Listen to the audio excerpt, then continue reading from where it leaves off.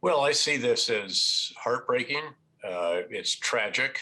And I don't know how you can describe a situation in which a government, however flawed, but one that supported U.S. and coalition forces on its territory as we attempted to ensure that Al-Qaeda could not reestablish the kind of sanctuary it had under the Taliban when the 9/11 attacks were planned there.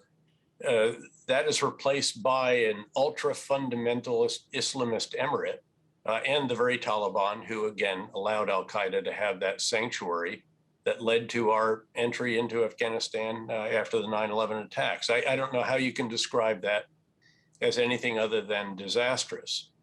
President Biden says the Afghan army had little interest in fighting the Taliban without the backing of US forces, probably air power. You spent a year as head of the International Security Assistance Force in Afghanistan. Is he right? The fact is that 27 times as many Afghans died in combat as did Americans in combat, and we have not had a battlefield loss on the American side in the last 18 months. Did they collapse when it was clear that no one had their back? Yep. What was it that dealt this psychological blow to them? Well, it was the previous administration that insisted on negotiating an agreement with the Taliban that we were actually fighting without the presence of the Afghan government, and forced the Afghan government to release 5,000 detainees, most of whom were returned to the fight pretty quickly. 700 of them documented as having done so before the latest offensive.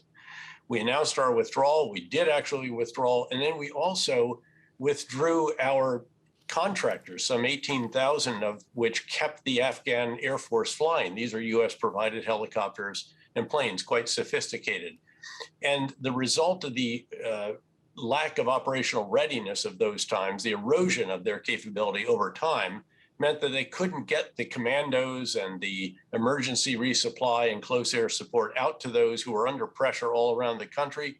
Afghan forces and local leaders recognized that, and they did what you do in those kinds of circumstances, frankly, and that is you either flee or you cut a deal, you surrender. And then that became a bit of an epidemic. It was infectious. And the psychological blow to the central nervous system obviously also was administered. The question is, could we have had an affordable, sustainable commitment? I believe that that was an option. It was provided. Well, that was already happening, wasn't it? That's why there were no casualties, and there was a smaller force, a smaller American force, but it was working. Indeed. Look, I have publicly advocated for that for several years. I have said that if you are trying to ensure that Islamist extremists are not able to reconstitute themselves, you have to keep an eye on them. And that was sure helped by having, in the case of Afghanistan, bases on Afghan soil. And frankly, in the case of Pakistan as well. It's publicly known that the operation that brought Osama bin Laden to justice when he was in Abbottabad in Pakistan was launched from and recovered to Afghan soil. So the effort now to ensure that extremists cannot reestablish a sanctuary in Afghanistan, and now it's not just Al-Qaeda, it's also the Islamic State Khorasan group affiliate that is in the AfPak region. This will all have to be done from bases that are outside not just Afghanistan, but Central Asia, because we have no bases there either. That will be a tall order, but it is doable. And the director of the CIA and Central Command commander have both affirmed that while it will be much more difficult and indeed more costly to do so from bases in Qatar and the UAE, that it is doable. We have a lot of capabilities now that we didn't have prior to 9/11. But clearly, it will be vastly more difficult. And of course, we do need to see, how does the Taliban act? What do they do? Do they live up to these? You know, they clearly have a much more skilled and polished public relations apparatus now. The rhetoric is somewhat encouraging. So it comes down to what people are calling Taliban 1 or Taliban 2. With, as you say, a more polished media presence. Is the real problem that from the beginning of this conflict in 2001, there was never any real clear plan, no exit strategy, and at least not one that was ever going to be a success? Is that unfair? Yeah, I think it is unfair because I think it builds in an assumption that you can take a country that was sort of a 7th century medieval theocracy and turn it into Switzerland in 2 decades or less, and that's just not really achievable. But that doesn't mean that you couldn't sustain something. But again, Stephen, we are where we are now. And now the focus should be on seeing to the moral obligation that we have to tens of thousands of Afghans who put their security in jeopardy by the actions they took alongside our soldiers on the battlefield and together with diplomats and intelligence officers and others in the conduct of the past 20 years campaign. Do you think the Taliban will engage more easily with China and Russia than it did with the US? Well, it's already had a delegation in Beijing. I don't recall them ever being in Washington in recent years.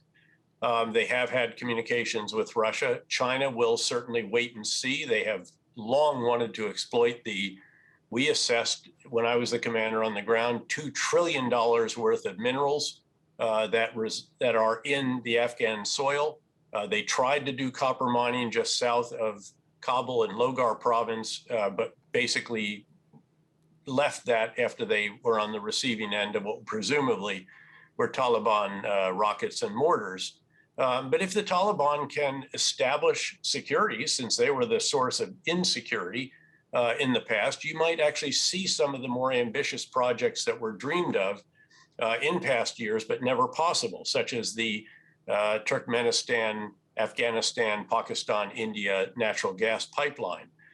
So again, let's wait and see on that. The Taliban is about to confront a very serious reality, and that is that their government budget requires somewhere in the neighborhood of $18 to $20 billion a year.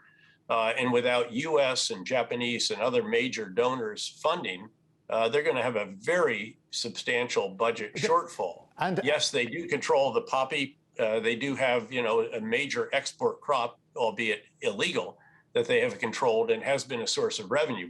But the modest taxes and customs duties that they're going to be able to collect are going to leave in a yawning gap between what they can generate and what the government has had in the past. And that means that they won't be able to pay all these security forces, government workers, and the basic level of services, which has already been affected negatively because of the departure of many of the international aid organizations. They're going to have to determine how it is that they, again, address that shortfall. They're in for some very tough realities because of that basic situation, which is inescapable. General David Petraeus, many thanks for joining us on The Agenda. A privilege, Stephen. Thank you.